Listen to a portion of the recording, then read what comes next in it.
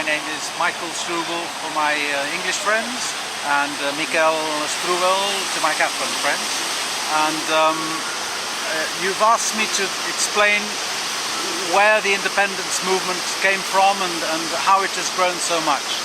I think after the Franco regime, which everyone knows was very, very repressive of the Catalan people, we recovered under the 1978 constitution a statute of autonomy, a level of home rule, which was satisfactory for many years.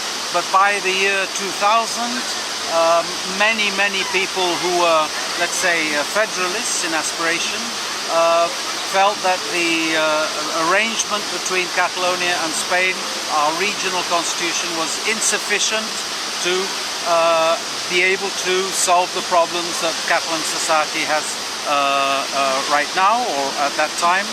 And in 2003, nearly all the parties in the Catalan parliament decided to draw up a new regional constitution, a proposal to put to Madrid, which would develop the powers of the Catalan parliament and would give the Catalan authorities more power to be able to cope with the challenges of a modern society, with globalization happening very fast, with increasing levels of mobility of people and capital and so on. That was agreed in 2005 by 89% of Catalan MPs and taken proudly to Madrid for Madrid to ratify before it was put to the people, the Catalan people, in a referendum.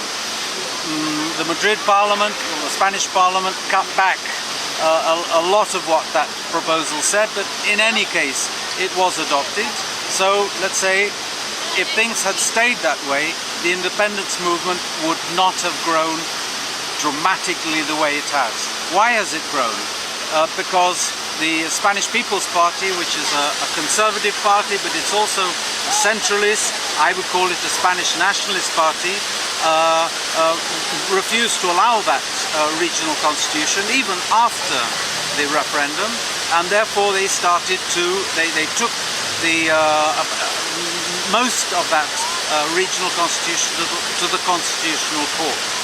And 4 years later, the Constitutional Court said some of the regional constitution was against the Spanish constitution.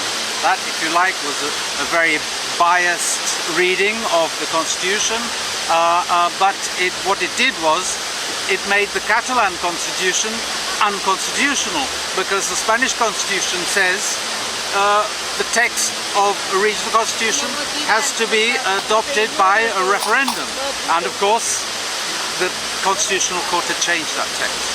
So there was a very large political crisis, institutional crisis in 2010, and from that moment on the whole federal or pro-federal movement in Catalonia more or less collapsed, and hundreds of thousands of people said there's no way ahead unless we adopt all our decisions, which means that we become independent. So between 2009, 10, 11, hundreds and hundreds of local towns and cities held unofficial referenda on independence, winning all of those because obviously the people who were in favor took part more. Since 2012 we have the Catalan National Assembly that I contributed to the founding of, which is a grassroots organization which has brought in as an umbrella organization dozens and dozens of smaller groups working across the country and saying, what do we do next to work democratically and peacefully and transversally towards independence? What do we have to do?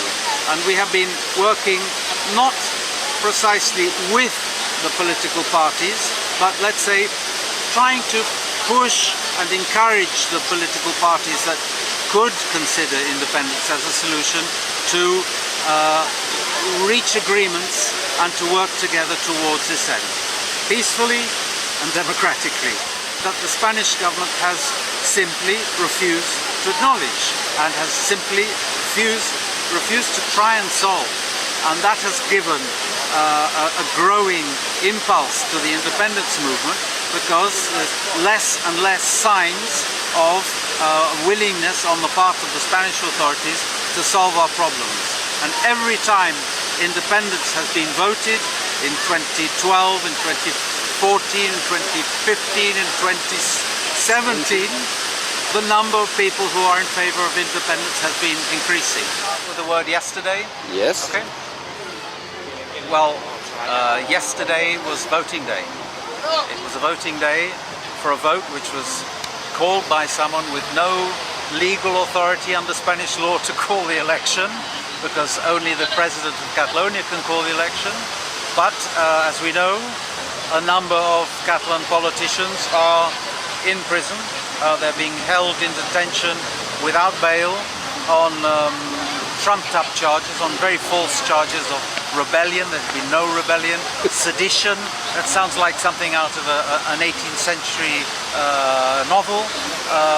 But Spain has felt that it needed to keep the leaders of the movements out of the way. So I insist, yesterday was a very unusual, abnormal election, following a campaign in which some people could only campaign on a video screen, and other people simply could not campaign because they were locked up in the prison, and they could only send articles or have short phone calls to broadcast their opinions. So let's say all the cards were loaded against the independence movement winning a majority yesterday. And when the count started, even before that, we had a lot of alarming news coming in, that an incredible mobilization of parts of Catalonia which 60 years ago were empty, but today are full, are large cities because of so many people that came to live in Catalonia from the rest of Spain. They're all welcome, of course, but these people who had not voted perhaps in previous elections in large numbers were turning out massively to vote, and we imagined they would vote so much against independence that the independence parties would lose the election, which was the aim of the Spanish government. I mean, even ministers had said that this election was called so that the independence parties would lose the election. And as the count went on in the evening, it gradually emerged that, heck, these parties were going to win again, that the independence party, in spite of everything, had won. It's not a merit of the parties, it's a merit of the people that voted for them. Exactly. More and more people have been voting for independence, and this time, despite all the odds, enough people voted for them to keep an overall majority in the parliament for independence. A taxi driver, about 3 months ago, said, I don't know, people are promising things about independence, that it would be better, it would be worse. And I said, fair enough, we don't know what the future holds. But what I do know is that a whole list of laws that have passed through the Catalan parliament, which reflect the will of the Catalan people in social terms, to help people who've lost their home so they are not evicted. People who have no money to pay for their energy bills will not freeze in the winter. Taxes on bank accounts for more cash for the government to be able to provide social support. A whole list of social laws have been blocked by the Spanish authorities. So I say, at the very least, the Catalans as an independent people will be able to support the poorest and most vulnerable sectors of the Catalan society without this constant interference from what is now a rightist party in Madrid, but another day it might be another sort of party. It's like you're just in a sailing boat and waiting for the wind and see whether you'll be able to survive the wind. Would it not be better not to have a sailing boat, but to have a nice modern liner and be able to decide for ourselves? Even if that means helping poorer parts of Spain. There's just so much tax leaving Catalonia every year and not coming back. 16 billion euros of tax just disappear out of Catalonia every year. And some of that is being very badly invested, and we can list projects of the Spanish government that have been disastrous in financial terms. Some of it is going to help poorer regions, which I think is fine for 5 years, fine for 10 years, fine for 15 years, but this is now, it's nearly 40 years, and these many regions have become reliant on this support, on charity, and have not developed their own economies in order to create wealth on their own. I'm not accusing them of this, but I'm saying that if you can live off other people's money, then why make an effort? I mean, we are all human. So even a Catalonia which was independent, I think would be willing for a transitional period to help the poorer parts of Spain, but I would say directly and not through the intermediaries of an elite in Madrid which has been in place for centuries. You have the same families turning up generation after generation. Now they are ministers of the Franco regime, now they are generals, and now they are ministers of a democratic regime. One question, kingdom or republic? Let's say the tradition in Catalonia for home rule has always been associated with the idea of a republic. Originally, it was a federal tradition, so it was for a Spanish republic.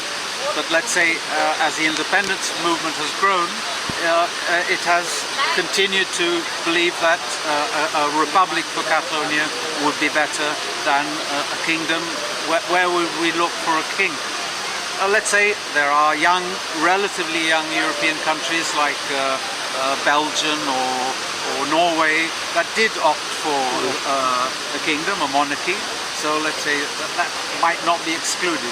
But I would say the very word monarchy right now, and with the recent tradition of monarchies, let's say that affect us, that there would be not very big support for the idea of a monarchy, which, after all, let's say in the last 3-4 months, many Catalans, let's say all democratic Catalans, have been extremely disappointed at the reaction of the main European powers and of the European institutions in the face of what is very obviously a violation of human rights on the part of the Spanish government, which was particularly evident when the Spanish police were sent in to attack voters outside polling stations on October the 1st. The day after, an election where, against all the odds, the independence movement got an overall majority in the parliament.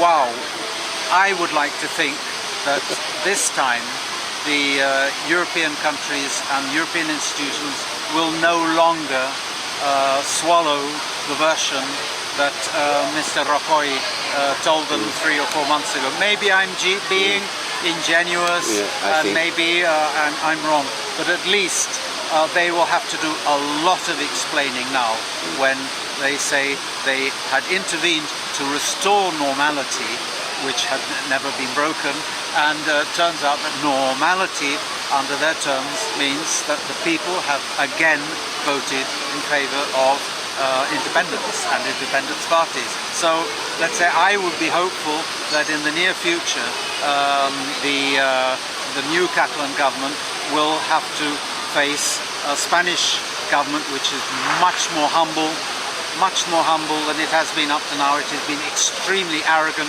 for 7 years, has refused to negotiate, and now I think it will have no choice other than to negotiate some kind of political solution. As you can imagine, I started drinking cava last night, a bit late. In fact, I started drinking cava before the results started to come in, because I thought at least I will have a glass of cava, even if it's the only one.